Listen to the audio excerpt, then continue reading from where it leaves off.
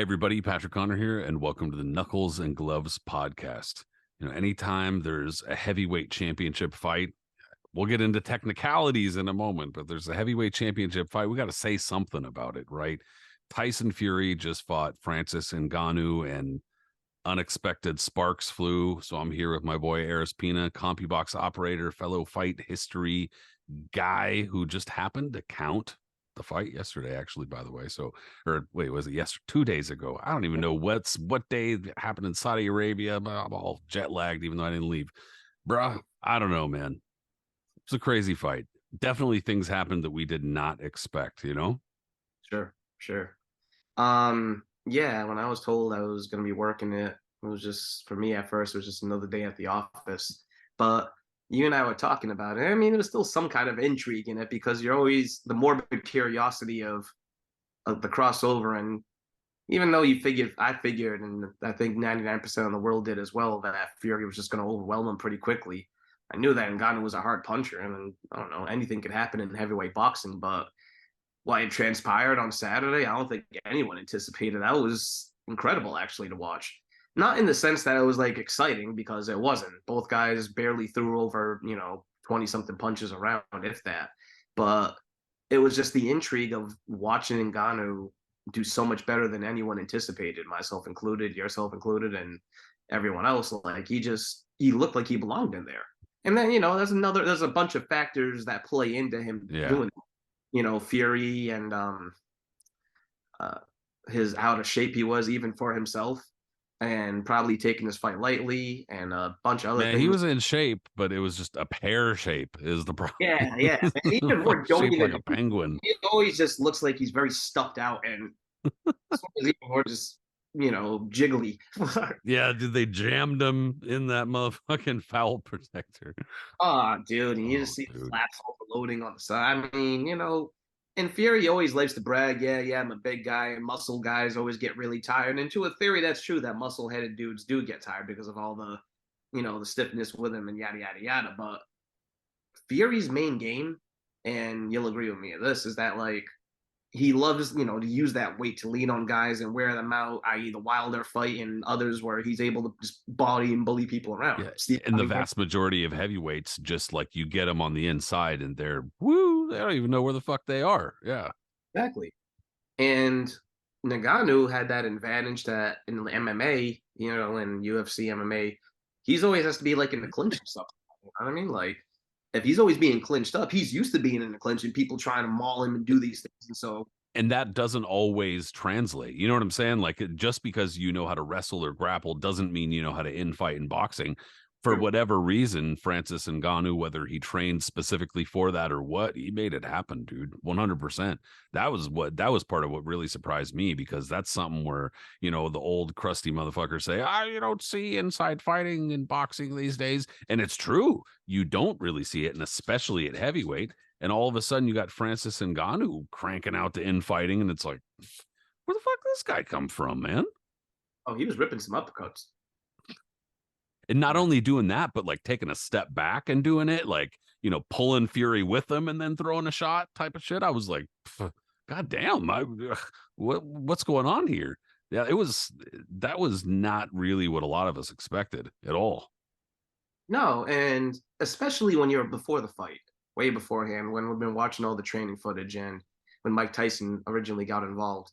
And my thought, at least when Tyson got involved, was that okay, this is just a publicity stunt that they're bringing him in and he's a big name and he's going to be training Ngannou and yada yada yada. But the fuck's that going to do?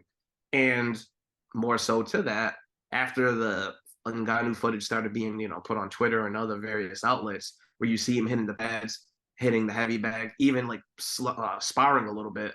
Everything just looks so not good, you He know? looked slow. He looked Yeah, deliberate, kind of mechanical. He looked like he looked about what you would expect. He looked like somebody who knew how to fight, but not somebody who had ever boxed. Like somebody who was athletic and knew what they were doing overall, but it didn't look natural. I don't know if he was holding back for the video. I don't know what was going on, but that's not how he looked in the fight for sure. not at all. So all those factors going in, you thought this was going to be a Fury lap over, and um, when Fury was talking about how he was training and everything like that too, I didn't, I don't take anything he says seriously. Like he'll say one thing, he'll say Yeah, another. you can't believe anything. Yeah. Yeah, look all the gymnastics he was playing about the Usyk fight before finally getting announced. So it's like you don't know, but clearly, Proverbial gymnastics. You can't do any gymnastics for real. Look at him. absolutely not. Imagine that dude trying to do it. Back bend. Yeah, but it was one of those things that like Fury has been the champion for a long time now. His reign has been questionable. I think that's putting it nicely. Dude, But 8 years, bro. 8. and it's like he's been holding the title on ice, man. There's been a lot of those times we've just been That's not a begging. good run. That's not a good 8-year run. Besides the Wilder fights, um, what was it? Derek Chisora in a pointless fight that no one asked for. Dillian White, Otto Wallen, and it's like it hasn't been much there. So when the Ngannou fight originally got announced without anything else after that, without the Usyk fight being announced originally, everyone was just kind of like, what the fuck? And rightfully so, because we just didn't know at that time. But I mean, Well, and that doesn't even, I'm sorry to interrupt you, but that doesn't make our reaction wrong either, in my opinion. It's still, I think that we were still correct to be like, what the fuck? Because there's still challenges there for Tyson Fury, who fighters who have kind of, paid their dues, as it were, in boxing, and fighters he should have fought. Look, 8 years, man, 8 years, and pretty much the division's kind of just been going on without him. Like the rest of the division has been doing its thing, and he's been doing his thing, which sucks because he's not really tethered to the division in any way. But like that's, I think, why that reaction was correct for people to go like, what? And then on top of that, the extra layer, we don't have to dance around it, especially not on our podcast, them holding it in Saudi Arabia. And we're like, that's the extra layer of, like not only are they holding this bullshit fight when the other legitimate heavyweight fights are right there and should happen, but now you guys are adding this thing to the sports washing list. Come on, y'all. And so I think that we were correct to have that reaction. But like you said, they wound up kind of hinting, well, the Usyk fight's gonna happen in December. They kind of did a soft announcement on it. They didn't really full on, but it sounded like it was contingent on Tyson Fury probably beating up Francis Ngannou like we thought he was gonna do. But all of us were still really skeptical, which says a lot about how Tyson Fury operates and how we just can't believe a thing he says. Absolutely. He's one of those guys that in a different era, he wouldn't be able to get away to those type of theatrics. You know what I mean? If this was the 80s or before that, nah, none of that would have been able to fly. But we're in a day and age now where after certain fighters have been able to pull those type of moves like Roy Jones and his deal with HBO and other ones where they're able to pick and choose who they want to fight, and because they have guaranteed deals and they have this and they have that, that no one can really tell them no. And look at the WBC, for instance, when they said earlier that they wouldn't strip Fury for a while, or they weren't going to do this and that, and this was way before anyone thought the Usyk fight was even ever be a reality. So people just kind of like look at how the WBC just they're Korean and catering to people like they've always done over the years. Like it was just a lot of, Urgh. So all that was coming into this fight where you're just kind of like, okay, once the Usyk fight got announced, we're like, something, and the heat lightened up a little bit, but Yeah. everyone, instead of just being like, oh God, this is going to be a big farce and who knows what Fury's going to do here, it became like, okay, well, let's just get through this weekend. Yeah, we'll watch it because we're curious, but all roads ahead to December because still no one thought that Tyson Fury would get really hurt in this fight or anything would naturally happen to him. And then, the day of the event. So, And also the only other kind of angle here is that from Francis Ngannou's standpoint, and from yeah, the standpoint of MMA fans too, like just to kind of explain for especially boxing fans who perhaps don't follow MMA or UFC. A couple of years ago, Francis Ngannou won the UFC heavyweight championship, and he won it by knockout, in terrible fashion. And he clearly showed that he was a very heavy puncher, and he was coming to toward the end of a UFC contract, and they were trying to figure out what they were going to do with him because he figured out fairly quickly that he should be getting paid a whole lot more money than he's getting paid. And that UFC fighters, by and large, are getting absolutely screwed when it comes to the pay. And especially compared to boxers, top boxers, that is. And that's precisely why so many UFC fighters are constantly fucking calling out boxers. But in any case, Francis Ngannou clearly noticed this, capitalized on it, and ended his UFC contract, found a way to legally get out of it, got out of it. And the UFC framed it as if they cut him and they didn't fucking want him there anyway. Fuck this guy. He wasn't any good, blah, blah, blah. Meanwhile, he was the lineal UFC heavyweight champion. And in MMA, at least currently, the UFC is the premier leading organization when it comes to, who is the most legitimate champion at a given weight class. For the most part, it's going to be UFC in 2023, 2022, and going back several years. So people viewed Francis Ngannou as the rightful heavyweight championship, even though UFC had tried to fill that vacancy by John Jones fighting. Who was it? I know Cyril Gane. Cyril Gane, yeah. And I mean, Cyril Gane had already gone down to Ngannou, and it was not, anyway, it looked kind of like a farce. And it kind of was a farce. It was Dana White trying to get back, kind of take a jab at Ngannou for realizing he could get paid more and leaving, and not trying to get on a soapbox about this thing. But I think that that's what a lot of people who at least are a little bit more objective and not just UFC fans or whatever, who are loyal to the organization, saw. And so I think going into this fight, a lot of people, myself included, I'm not nearly as much of an MMA fan as I am a boxing fan. Obviously, I've followed MMA for a couple decades now, but I kind of had to make a choice in terms of my own time. I dedicate my time to boxing, which is my first love, but I follow MMA a little bit, just not as much as I used to. That being said, I was happy for Francis Ngannou getting paid because he had gotten screwed over by the UFC. He should have gotten paid more. He should have been a bigger name, a celebrity. They should have been pushing him. They even wrote him out of the narrative on recent recent UFC cards where I can't remember who it was, but there's another Cameroonian fighter, and they said he was the first Cameroonian fighter ever in the UFC. And it's like, bro, Francis Ngannou, fucking champion. Hello. Point is, they screwed him. So I was happy for Ngannou. It sucked, I thought, that he had to go to Saudi Arabia to do it, but he was getting paid, and I was appreciative of that for sure. So going in here, there was a number of different things at play that I think were, it's okay to feel conflicted about this. It's okay to be like, yeah, it doesn't really make me feel good that all these things are happening, but I'm happy the fighter's getting taken care of. But based on the press conferences, all that type of stuff, like you said, Tyson Fury looks large, but he kind of always looks large. That's kind of his thing these days. He hasn't been like in good shape in several years now for fights. So it's tough to really know what to think. But he also hasn't really had to be in really great shape for fights.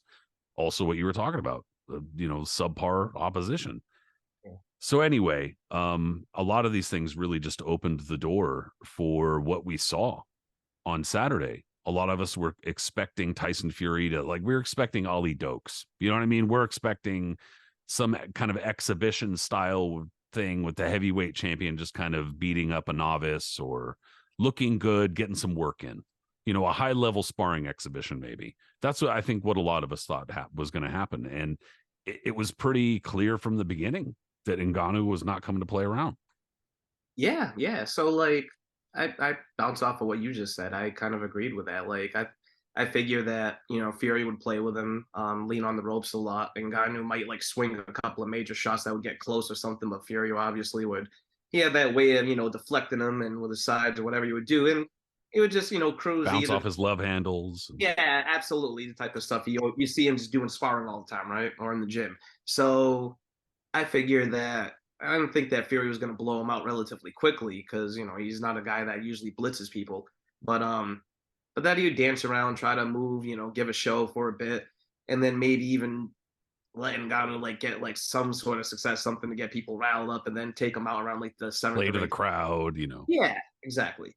But like and then like take him out around the seventh or eighth round, and I think the sentiments of most people were exactly that. But like you said, first round right away. What was interesting is unlike most MMA guys that have tried to cross over into boxing, with the exception of maybe I guess Anderson Silva, they don't really have good footwork or like good foot placement. You know what I mean? Like the placement is still kind of placed in how it would be in MMA when they're going to strike, as opposed to going against a natural boxer, and it's just different, and their flow is off, and it doesn't work. And Ngannou actually had really good, like you can clearly tell he worked on his footwork for this, and the placement of what he was supposed to do and how to move in the ring and how to move with a guy like Fury who likes to move and try to use his legs as well. And Fury was clearly caught off guard by that early on, even though Ngannou wasn't doing a lot, like his movements and how he was able to cut off the ring and how he was socking stuff like that clearly got to Fury a bit, because it was different as opposed to a guy like Wilder who still doesn't have good footwork after all these years, and still like it's gotten better, but he's still kind of a ponderous guy and of that nature. Follows a lot, yeah. Yeah, and Ngannou was patient. He was using his jab well. He didn't throw it as much as Fury was, but he was using it going to the body when he needed to. And clearly, Fury was a little surprised, absolutely perturbed, but nothing out of the ordinary. Fury, I think edged the first round, but it was close. And then Ngannou started having slightly more success, and like you started getting the sense that like, okay, this isn't success like Conor McGregor having success against Floyd Mayweather, where Mayweather was clearly just holding everything in and doing this more for a show than whatever. But Ngannou was like kind of, giving Fury a little bit of trouble here. And then in round 3, that's when all hell broke loose. It looked for a moment like it kind of looked like in the first 2 rounds, almost like, and obviously this is not correct. It just looked to me like at first, like I was like, oh, wow, maybe Tyson Fury's just rusty and needs to kind of like settle in a little bit. And Ngannou's kind of catching him off guard, but like, he's going to tire. Like this is not, there's no way this is going to last. And that's kind of how I felt during Mayweather McGregor too. Like, Mayweather he's probably just a little rusty. McGregor's got a very strange style. His approach is very, he's got his arms out and he's kind of coming like this at you. That's a really weird place for punches to be coming from sometimes, et cetera. So I kind of thought like, all right, he needs to get adjusted. But it was clear that like, I think that once Ngannou was showing that he was consistent, like with what he was doing, like, oh, wow, he knows what he's doing. But I still kind of felt by round 3, like, all right, Tyson Fury just needs to settle down a little bit. But Ngannou started stepping in, and he was stepping with him is the thing. And I think that really caught Tyson Fury off guard, that Ngannou wasn't just kind of coming in and type of thing, but he was like kind of going in, stepping with him and following him out and punching. And Tyson Fury was like, what's this fucking guy doing? And he caught him with a fucking hook. And on top of that, Tyson Fury kept looking for his right hand, and Ngannou was throwing a nice hook. Absolutely. And Fury has a good, whenever he gets hit on the top of the head, he's been dropped down there before. You've seen it been dropped by Wilder and others. And he got clunked right up there again. And then the same way, he just kind of drops right on his ass. Boom. And then he lays there, he looks around and, slightly embarrassed, but clearly he was hurt by this. And you see him breathe a little bit heavy, and he was shook. You saw it in his eyes. He was just kind of like, oh shit, like, we're in a fight now. And another thing, I think this might have been right before the knockdown or so, but the one thing the announcers didn't pick up on, they said they mentioned it when Fury did it, but remember when Ngannou turned southpaw first, and then Fury turned southpaw after that, and then you see how they were like, kind of fencing each other and trying to still fill each other out, but like clearly Ngannou had worked. I mean, as much as we were doubting it, because you didn't think that he can convert that easily. I mean, this is a guy you have to remember. Before he became an MMA fighter, he did start out in boxing. I mean, he does have some experience, but like not to the level of a guy like Fury, So you didn't really think that like a person that's been doing the majority of his career being, represented in MMA, even though it clearly has amazing punching power and stuff like that, that he would be able to translate that into a fight, at least against the heavyweight champion, maybe against a low level guy and a couple of fights from there. And then he builds himself up to that mega fight. But to go from that all the way to this, we all thought it was just nothing. But not only was he holding his own, he was looking really good. Yeah. Excuse me. And he put himself in position to land that left hook. Obviously, part of it was that Tyson Fury was exchanging with him, left himself open. Like you said, he's kind of susceptible to getting hit with a handful of punches. And his defense is not bad, obviously, but it's not as great as it's made out to be. And as we kind of talked about, the level of opposition has not been good. And so I think that a lot of it was just surprise, being caught off guard, Ngannou being much better than he thought. And then also, dude, he let himself get really out of shape. He put himself in position to get shot, to hit with that shot, and he got hit with it. And like you said, a mixture of, it probably hurt him to some degree, but he was shocked. Like he was like, what? And then Yeah. I can't believe it. I can't remember if it was right before the knockdown or right after, but he got cut too. He did, yeah. He had an abrasion around his skull. It wasn't a bad cut, but he was definitely getting scuffed and beat up a little bit. And I don't want to, make it out the same like Ngannou was doing all the work and Fury wasn't doing shit. Like clearly he was still out throwing him and outlanding him, but the damage being done, at least facially wise, was being done by Ngannou at that point. And what was interesting is that as Fury was still, moving in, as Ngannou was still moving in, I was almost, as I'm counting him, because I was counting Ngannou that night, I'm almost just saying to myself, it's like he just needs to use his jab more. If he just, works in and throws a few combinations, like he can really do some damage here. But you can tell at the same time, even though he held his stamina pretty well throughout the fight, that he was really conscientious of that too. Yeah, he was kind of holding back a bit, it seemed. Absolutely. And I think it was around after he had knocked Fury down, and it was after, around like round four-ish or so, his mouth started opening up a little bit. And Yeah, it looked like, oh shit, this is where it's gonna begin. that's what I was thinking myself. I was like, oh no, like he hasn't thrown a ton of punches, but the damage he's done in Fury already starting to lean on him and trying to do what he does is gonna start working on him. But to his credit, yeah, he was probably a little tired and conserving himself, but he was still in there. And then, as we mentioned earlier, when Fury starts going in on the clinches and stuff like that, and Ngannou at this point, once in a while, boom, he's hitting him with, an uppercut. He was doing this. And Fury, who's known for his major uppercut on the inside, wasn't able to get it off a few times. So Yeah, he was all Fury did almost nothing on the inside, like at least compared to what he usually does. And that's not to say he's not an infighting fucking, wizard or anything like that. A lot of it is that he stifles the fighting on the inside. And that in and of itself is a skill. Like it's awful to watch, but it's part of what he does. It's part of what he manages to do. Also on the outside is the feinting and all that type of shit and shutting down an opponent's offense. It's not pretty, but it's part of the winning and it's part of what keeps him winning. And he wasn't able to do really either of those things. And Francis Ngannou's inexperience might have actually worked for him in that regard, in the sense that he's not used to seeing the fainting shit. So he's not really biting on it the way that a lot of more experienced fighters might, or perhaps that he just said, I don't give a shit. I'm just going to throw anyway. Either way, it was working for him. I think that it was pretty clear to me that at the very least in every single round of this fight, I'm not saying that Ngannou was taking every round, but at the very least, Tyson Fury was uncomfortable in every round of this fight. He, after very quickly, probably about a minute and a half or so in, he was like, this was a mistake. At least the way I approached this was a mistake. oh, totally, totally. You can just you would sense that like as he's moving in, he's struggling over there, and a guy like Ngannou was just he's not. And Fury landed some big punches too, and that was probably for himself a little discerning that like he was able to pop, Yeah, pop, he hit, landed a couple big right hands. and if you've seen Wilder, he gets hit with a shot like that. He's been hurt. They've been dropped. Other fighters, I got to give the examples where they are, right? And it's like Fury has hurt a lot of fighters with those right hands. I mean, he's not a He massive has, though. knockout power, but he does have power. And Yeah, I for a mean, guy when that, you're like 6'8", yeah, 270, I mean, you in put the that way, weight into a punch. absolutely, So in that regard, I mean, like the way that is like a little disheartening when you can hit your guy with your Sunday best, and he just kind of sits there and he's like, all right, bring some more on there.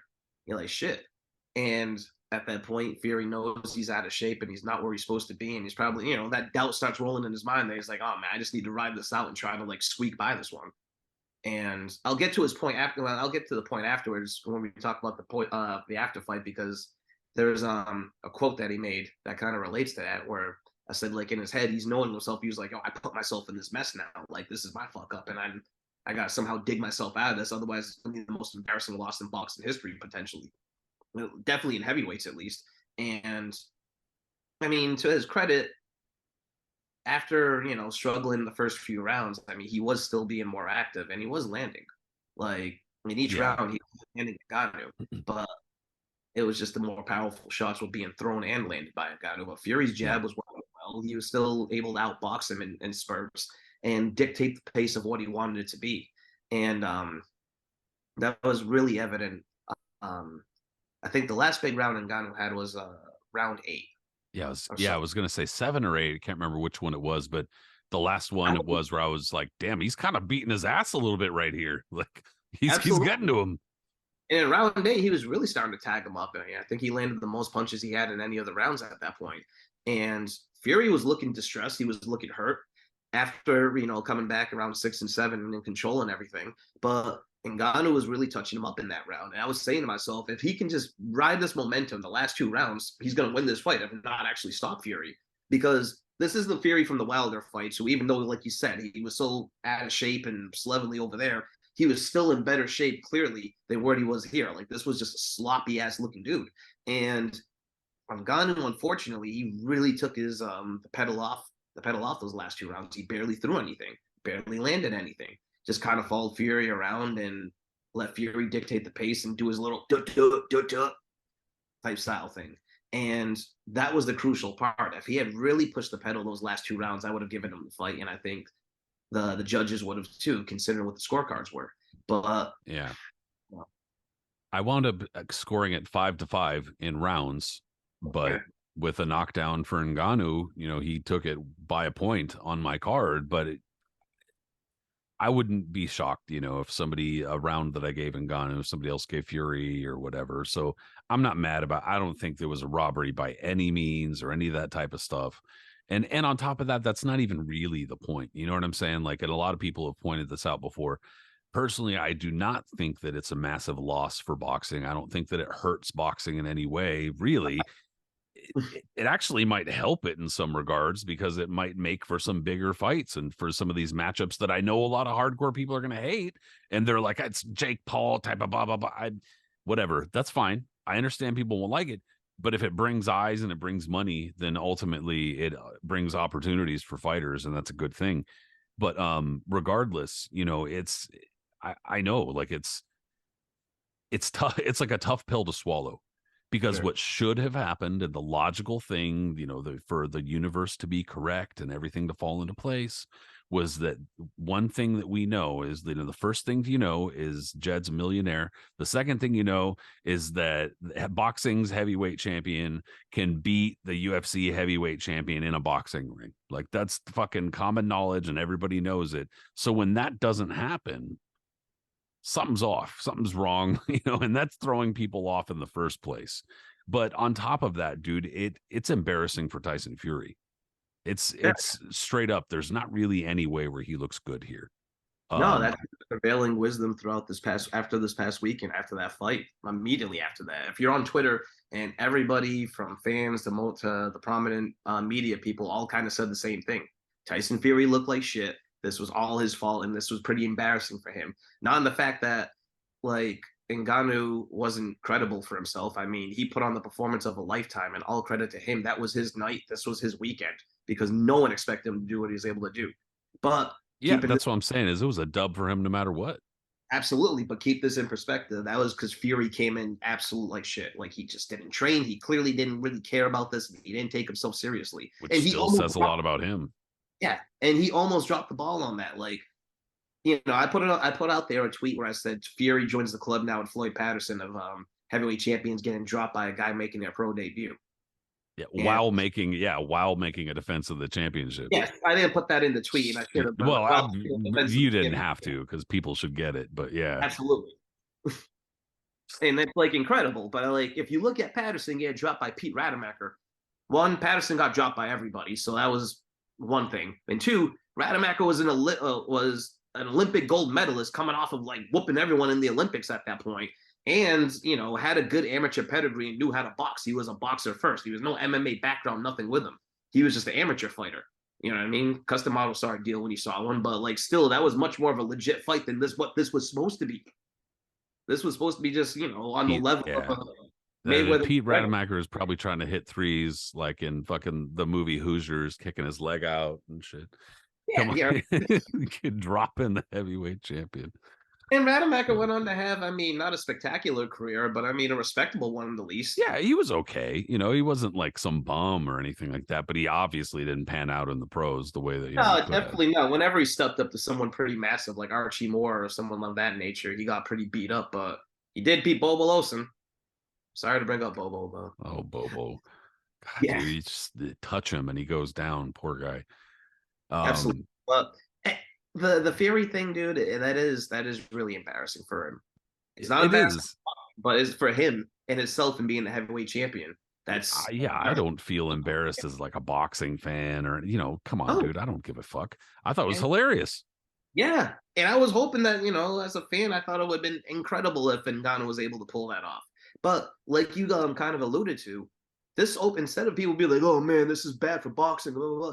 This opens the door, whether the hardcores want to see it or not, for more of these type of fights. I'm not sure if Dana White, after watching this, is gonna all of a sudden want to open up his book and be like, "Okay, I'll let these guys do." I still don't see No, that. and for him, it was probably the most perfect sour grape situation because Ngannou got paid and almost fucking won, and he looked good, and now everybody's on Ngannou's jock. So for Dana White, he's probably just sitting there all fucking red and bald and fucking, right now. Absolutely, just sitting there kicking and stewing. I'm never getting a press credential from UFC ever. You probably don't want one, bro. No, I don't give a fuck. I went to one time. I went to an Elite XC when Kimbo fought in Newark against that English dude whose ear like got mangled. Oh, James, yeah, fucking fool who used to fight in Pride, the massive hulking, Yeah, fuck, can't remember his name. Punk was his nickname, James something. But in any case, yeah, I know what you're talking about. But yeah. watching fights in a cage live sucks, from what I understand, because it's like there's no good vantage point. No, it was. I mean, it was a cool atmosphere, but exactly to that point, it was like trying to watch, probably the equivalent of trying to watch like a WWF cage match in the '80s. Like, remember those big blue cages that they're pretty iconic And for you're when you. like But yeah, probably moving watching. your head around. What the fuck? Yeah, totally, totally. So, but that was my one and done. It was just a weird crowd. It's a similar crowd to boxing, but much more. How do I describe it? Like, Dial the bro up to 11. yeah. There was a lot of dudes wearing like team shirts, like from their various clubs in Jersey and stuff And like if it that. was Elite XC, there was probably a lot of Affliction gear at the time. Yeah, I do remember that. And just like you said, a lot of spiky hair and other broish stuff. Mm. I Yeah. didn't see the fights in the audience or nothing. It was a cool event, but but I mean, think about it. There's a lot of like crossover appeal fights that people now would be like more inclined, definitely to instead of thinking of them as absolute farce. But Yeah. let's not get ahead of ourselves and think that all these guys are going to have the same success Ngannou did. Like if Sean O'Malley, who's an excellent fighter in his own right, in the UFC and champion and all that, got his wish to fight Tank Davis, I do not think it would go as well as Ngannou did against Fury. Um, Bodied. Yeah, it'd be bad. Or and Sean that's Strickland. I don't remember who Sean Strickland was calling out, but he was calling out somebody, and I'm just like, I mean, whatever. Like I said, it creates good opportunities, but they won't have the same success. no, and not only that too. It's like the who was the other guy? But the only thing is that now after this fight, we'll see what Ngannou wants to do. But I know everybody like his door is open. Everybody wants to fight him now. I'm sure. Like there's a lot of fighters that the big names, They, like I know you just got out of work and whatnot, but or you've been busier, so you might not have seen. But they're talking about the Wilder negotiations have already started. really. Yeah, Hell yeah, that was the fight. let's fucking go. Yeah, absolutely. Are you kidding me? Best case scenario for real. Yeah, I'm all that's about that fight. I You know, I I have no idea, if they'll wind up being fruitful because I kind of feel like Wilder would look at the situation unless they're offering a lot of money, which fuck it, whatever. But Wilder would kind of look at the situation like UFC guy. You want me to fight him? You know, because I don't know, I would understand that mindset, but if they're often, waving a lot of money in front of his face, he might just say fuck it. However, bombs away. You know what I mean? Like Ngannou's not going to run from that. I don't think. And even if he does, it's a situation where I don't think he's going to run I don't far. think he I don't think he would. If the opportunity arises and the money is right for that, then I'm sure he would be all for it. The payday that he got from this Fury fight already has him, I'm sure, absolutely giddy from more And boxing what if he matches. knocked Wilder out, bro? Possibility Yikes. is there. Clearly, he's a monster puncher. Like that, even the hook that he landed on Fury's skull didn't look like there was all maximum force to it. It Oh was like a yeah, good it like punch. kind of glanced. Yeah. So when Fury went down, like, the way he did, I was like, holy shit. Because I mean, look, I'm not an MMA guy. I'm not a UFC guy. I have an interest in it, but I don't follow it like that.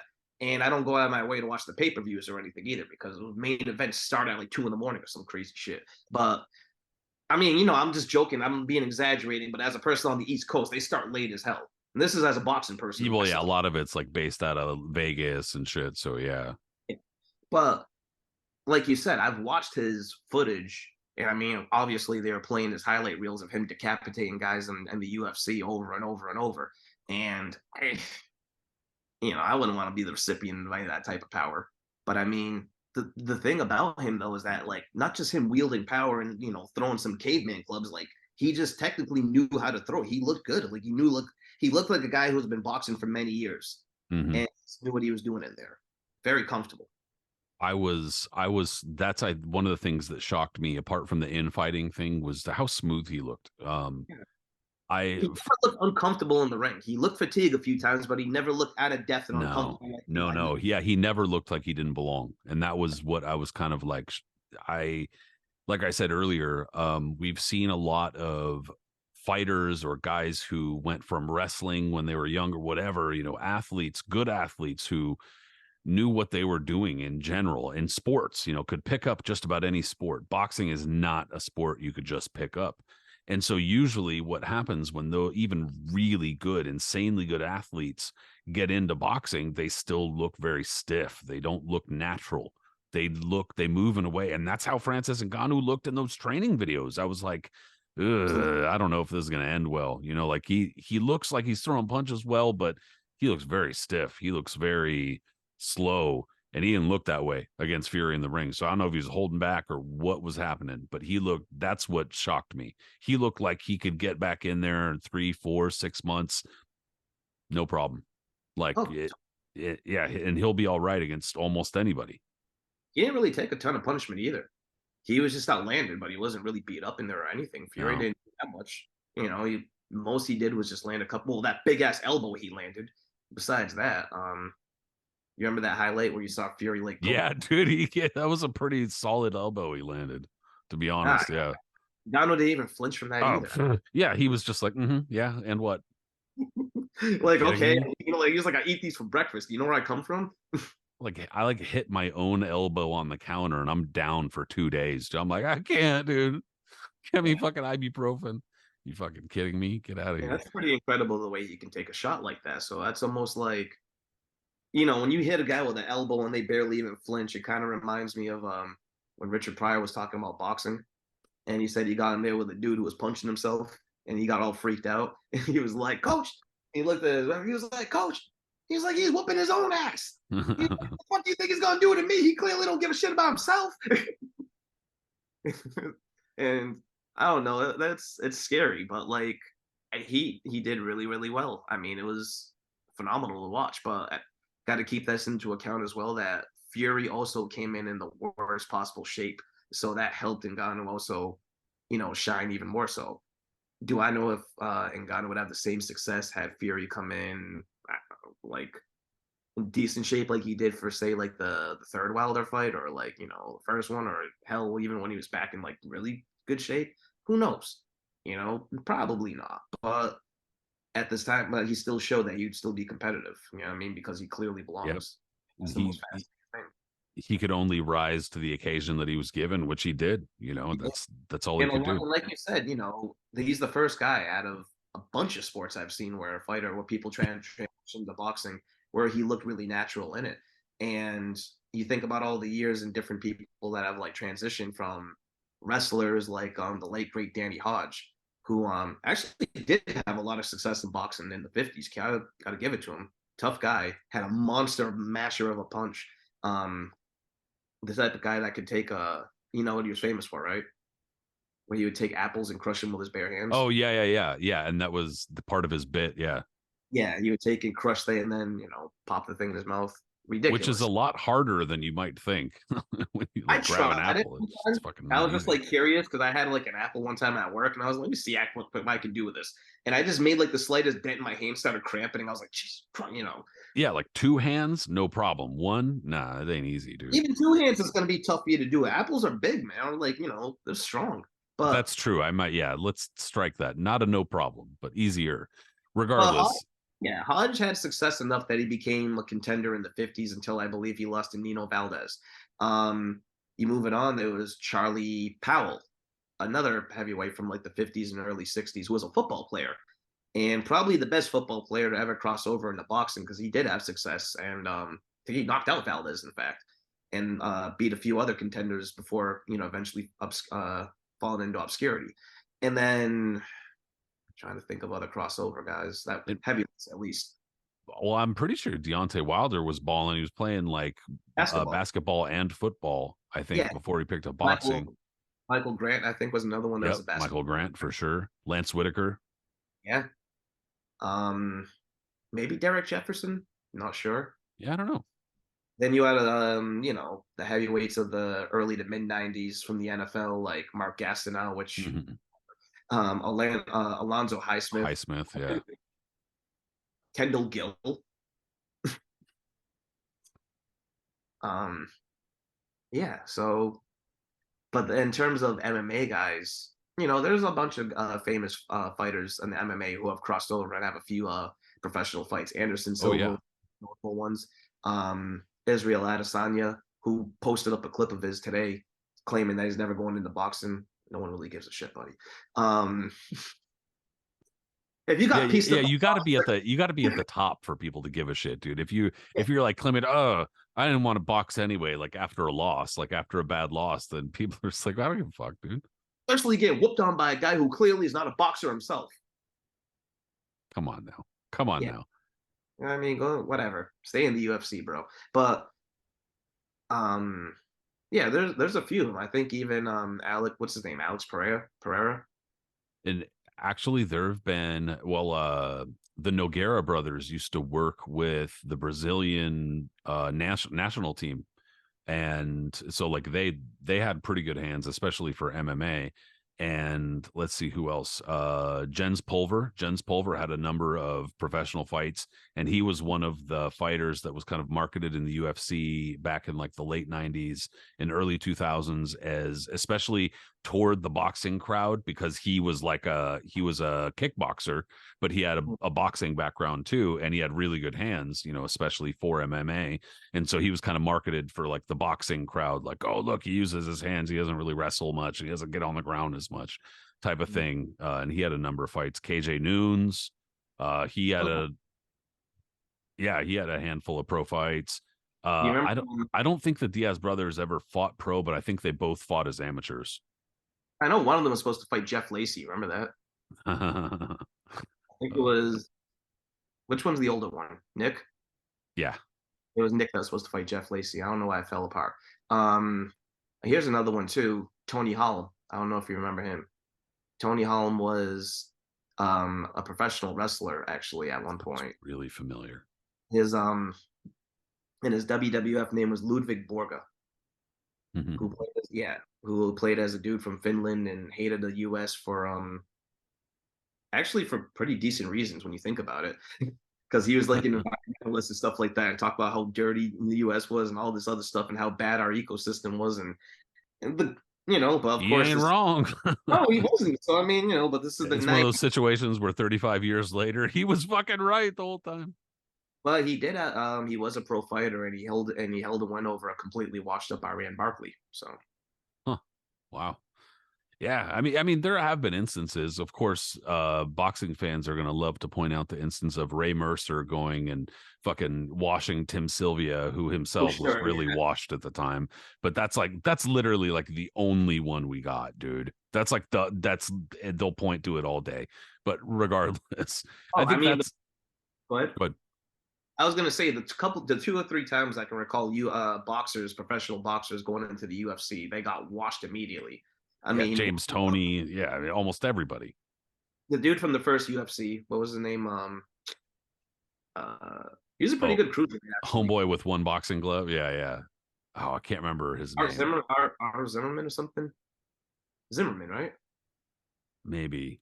I don't Yeah, remember his name off the top of my head, but I can see him in my head for sure. It's sure. one glove Zimmerman. That's him. And then another one that people would forget about. It was a heavyweight. And when he wasn't even a French contender, but he was, he wasn't a journeyman either. Melton Bowen. Mm. And he was one of them in the early UFCs, and I think he got cooked really quickly himself. So The vast majority of the time, that's what happens. They either take leg kicks and that's it, or they get taken down and that's it. So I mean, I get it. But that was kind of another angle of this was that a lot of people, especially boxing fans, were perhaps not concerned, but annoyed, aggravated by the fact that now we're going to get harassed by mixed martial arts fans and have to defend boxing's honor for however long. I don't really give a shit about hey, defending anything's honor, but that you dude know, Ariel, Helwani. yeah, he is going off right now, talking about how Ngannou's the fighter of the year in boxing, UFC, and he's gonna knock out everybody in the heavyweight division, all this stuff, man. Jesus Christ. Like I said, they're going to get carried away, and that's fine. Let them have their day. It's totally fine. It's all good. But this, in my opinion, I guess one of the last things I have to say, because in parting, I do have a couple of negative things to talk about with the event, so we won't linger on it too much, and it'll be before we go. But one of the things I was going to say was that this really wound up being, in terms of its impact, a lot like Ali Inoki. Obviously, not in any sense that it was a mixed rules match, but in the sense that Ali, I think, first got into the Inoki fight, thinking, this is going to be a big promotional crossover event. I'm going to get some Japanese fans. We'll kind of tap into the Japanese market. The Japanese wrestling market probably thought the same thing. We're going to benefit from Muhammad Ali coming over and gracing us with his presence, as it were. And instead, Ali winds up getting just kicked to the fucking legs for like 100+ times. Blood clots, winds up being a massive fiasco for him. And obviously, it wasn't a fiasco to that degree for Tyson Fury, but sure was a fucking fiasco. I mean, I'm not saying they're the same thing, but the fiasco level, high, definitely comparable.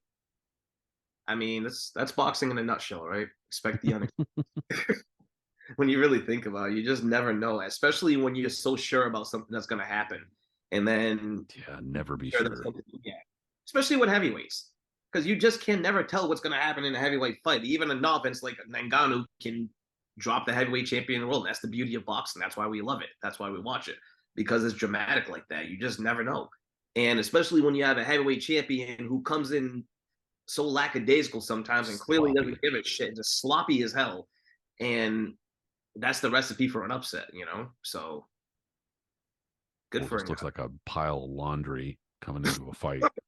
He really does. He just, oh man. I mean, imagine just having that, because it must be so uncomfortable with that type of body weight, all sweaty and just leaning all over you. Like, remember how like the Nasty Boys back in the day, they used to do Pity City and kind of put their armpits all up on you and rub it in your face. Like, I'm not saying Fury does that, but like he's just, Rikishi and fucking like just yeah. oh And yeah, dude. the sweat and everything, just leaning, and you're on the ropes, and oh nah, bro. Mm-mm. Sounds all kinds of awful. Yeah, man.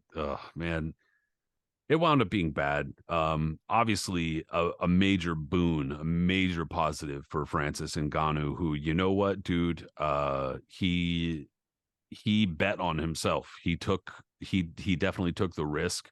A lot of people, the kind of resounding him, especially from UFC fans, was, he quote unquote fumbled the bag, he fucked it up. Yeah, we told you. Now he's gonna go get beaten up in boxing. He's gonna get some money, but he's just gonna wind up, blah blah blah. He did nothing for leaving the UFC. Nah, he showed a whole bunch of fighters that he was worth more, bet on himself, and cashed the fuck in. And not only cashed in, but almost really cashed in, almost cashed in as much as he could possibly cash in. He came super, super close. So, I think that Francis Ngannou, you got to give it up to the guy one way or another.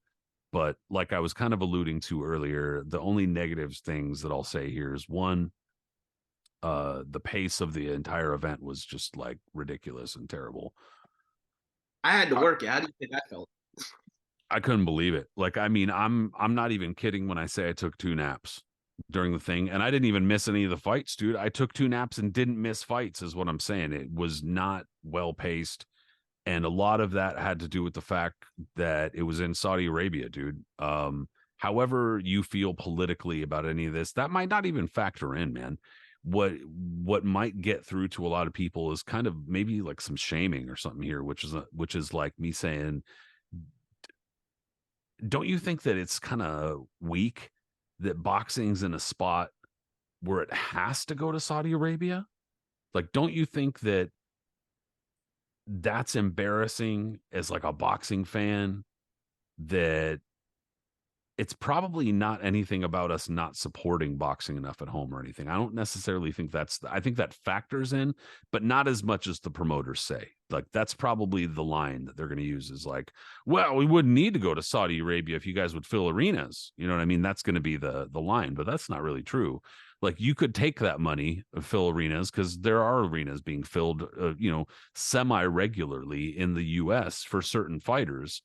But clearly, if we've talked about this on other podcast episodes, where regimes and South Africa, other Zaire at the time, now the Democratic Republic of Congo, today the anniversary of Ali Foreman, and these other outside entities getting in on it and just throwing gobs of money. Show it, fucking Oh, daishiki shirt. oh yeah, what for the anniversary? Yeah, yeah, Yeah, man. Yeah, I got this crazy. Speaking of, I got a crazy Ali yeah. That shit's beautiful, dude. Foreman shirt that was from the event. Not sure if it was sold there or not, but my one of our buddies from the show, um, he actually he sent me a link where there was a guy on the what was it, the When We Were Kings documentary. Yeah, Yeah, you see him in the crowd or somewhere walking and he's wearing this. And then this one is Wali Muhammad's trainer jacket. that's fucking awesome, dude. Yeah, man. You're the king. You're the fucking king.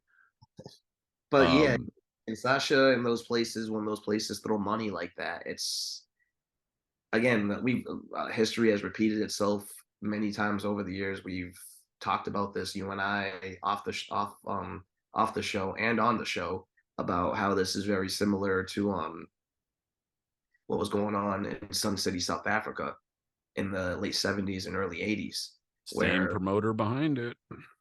Sol Kersner, who was behind Sun City, was throwing wads of money because they just had unlimited funds over there to anybody in the U.S. to come perform. And there was a lot of atrocities going on in South Africa at the time, mainly apartheid and all the different just ridiculousness that comes with that. And it was a horrendous time and what was going on in that country. And there was a lot of people that were against anyone doing any business over there, and rightfully so, because why should you be doing business with a country that's so just like radically bad? And a lot of celebrities were just kind of like, well, I'm just gonna go take that money regardless. Black celebrities that definitely got a lot of slack for it, and others for that matter, like Frank Sinatra, who was just kind of like, I don't give a fuck, and just kind of went. But the biggest one when it came to sports was boxing, you know, and Bob Arum was one of the first guys that saw like tons of dollar signs over there and started dabbling into the business, especially once Ali retired, and started taking in these guys like Harry Cosia and Kali Knutsa and others. John And Tate, yeah. John Tate put them in this WBA tournament where it was mainly going to be held over there. John Tate against Kali Knutsa was held in some like some football stadium over there, soccer stadium on a resort in South Africa. I forgot the name of the exact place. I think it was Sun City Arena, I believe, but I'm not sure.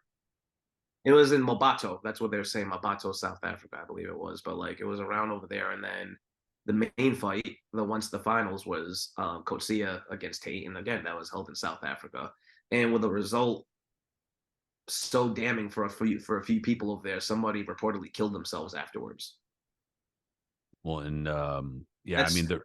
yeah, history repeating itself though. Would like, I don't mean to cut you off, but like Sure, yeah, it's the whole money thing. Like WWE caught a lot of heat recently for doing a lot of business over in Saudi Arabia and yep. bringing those major pay-per-views over there, which are kind Golf, of golf just yeah, recently had a major PR issue because the Saudis basically just bought this major golf tournament that a number of major golfers participated in, and some refused. So I mean, it's soccer. yeah. I mean, yep, they've dabbled and bought.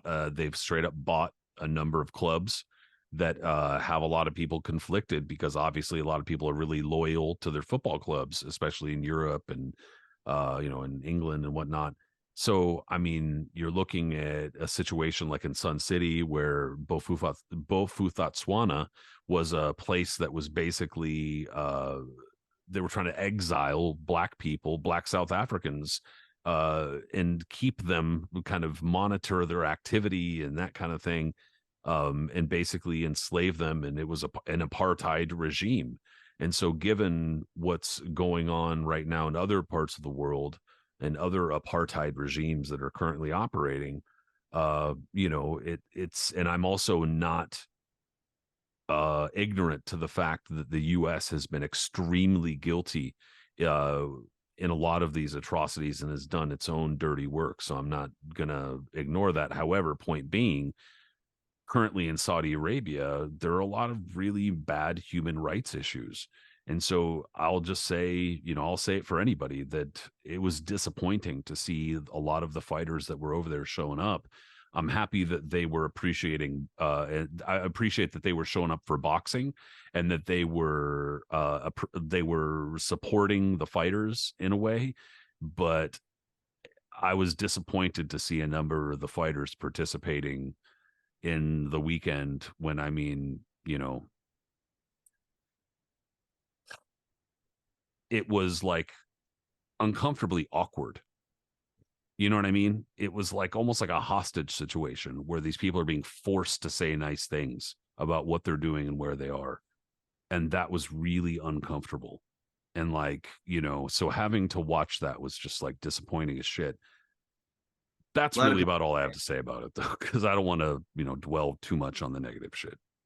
a lot of people share those same sentiments. I've noticed that online as well, and rightfully so. It was interesting to see the amount of former champions that they brought out there, and it was quite a few of them. I mean, it was a pretty impressive lineup. They And hosted all of these people. So, I mean, they must have spent a lot of money. absolutely, and I was even surprised to see a few of them out there, like Michael Spinks. I was kind of surprised to see. Buster Douglas was another one. Hot Med, obviously not so much. Like I could figure it. And others like Lennox, I knew he would probably go there, and uh, I don't know, a host of other heavyweights and such. But like, I again, I totally understand what you mean by like the awkwardness of it and everything, and like trying to be a push down your throat. And a lot of people share those sentiments too. It was like a weird feeling, but I have a feeling though this is going to be a trend to come. A lot of big fights are going to be heading over there. Mm-hmm. Posted quite a few, and with the money that they can offer compared to any other venue around anywhere for that matter is massive enough that they can do it. It's going to be done, Yeah, And money talks, dude, for sure. look what they're doing with wrestling too. I mean, WWE, the way they've brought shows over there, and those are, you know what? Those are actually really funny when you find out the behind the scenes things where they were asking if can you bring Ultimate Warrior, can you bring Yokozuna, can you bring this guy and that one? You have to kind of awkwardly tell them these guys have been dead for years because they don't like, really watch the product. They just remember people that they like to watch when they were Yeah. younger. Or maybe still associated with the nostalgia or whatever. Yeah. Sure, sure, yeah, but. it is what it is now. Yeah, for sure. Uh, And yeah, and I mean it's uncomfortable. Like I said, it causes cognitive dissonance or some kind of difficult thoughts, and I get it. Ultimately, I think that it is important to have the fighters paid and paid properly, but I sure wish that we could find some slightly more, ethical way to make that happen, and in the Absolutely. US or more locally where the fighters are based, that is. If that is not the US. But that being said, dude, man, Fury and Ngannou, some unexpected surprises. I felt like we just had to kind of talk about it. We had to Oh, like we get out there certainly and did. see. And before we dip, I'll have to ask you this because I don't think we really touched on it. We touched on where Ngannou can go from this, and there's a open door of possibilities with so many different fighters. I mean, where's Fury going? Because we know that he's gonna fight Usyk next, or he's supposed to, but he already just said, as we all predicted, it's not gonna happen next month now because his face is beat up, and he just says, I'm gonna take some time off and I gotta do X, Y, and Z or whatever.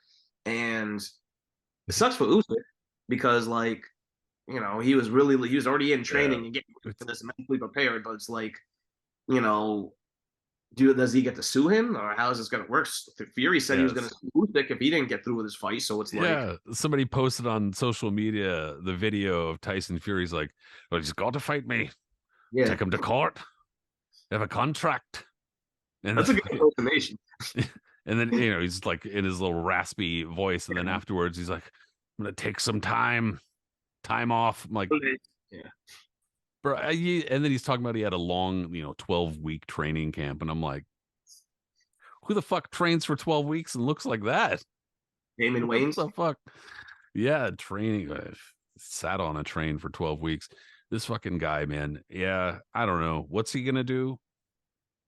To be honest, I don't know. Like realistically, without any jokes, I think he looks real bad, dude. And I think that he's the kind of guy, the kind of fighter that he's not going to want to go into negotiations with Usyk when he's like down on the cards.